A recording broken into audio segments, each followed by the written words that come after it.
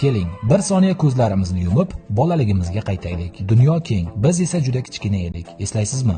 Ertalab uyg'onsak, uyning ichi iliq. Dadamiz yoki onamiz allaqachon turib pechkani yoqib qo'ygan bo'lardi. O'tinlar chirsillab yonardi. Telefon, internet degan narsalar bo'lmasdi. Faqat do'stlar bilan vaqtimiz o'tardi xolos. Bolalarning sovuqdan qizargan yuzlarini ko'rishimiz bilanoq tushunardik. Tashqari juda ham sovuq. Ko'cha bizning internetimiz edi. Qordan yasalgan tepalik biz uchun eng baland tog' kabi edi. Chana bo'ladimi, kartonmi, qog'ozmi, g'ildirak, diskasi, xullas nima topsak shuni minib sirpanardik. Eslaysizmi? Qo'llar muzlab ketardi. Qo'lqoplar qotib qolardi. Shimlarimiz qor bilan to'lardi. Ammo biz sovuqni sezmasdik. Aksincha, qalbimiz iliq bo'lardi. Qorong'u tushguncha o'ynardik. Eng qizig'i, hech kim kasal bo'lmasdi. Balki o'sha baxtning o'zi eng kuchli davo bo'lgandir. So'ng hammamiz uyga yugurardik. Dasturxon bugungidek to'lib toshgan emasdi. Issiq tandirdan uzilgan non, sariyog' yoki qaymoq. Shu bizga ortig'i bilan yetardi. O'zimizni dunyodagi eng boy odamdek his qilardik. O'sha paytlarda vaqt boshqacha o'tardi. Hamma narsaga ulgurardik. Darsga ham, o'yinga ham. Tashqarida haqiqiy qishning qahratoni, ichkarida esa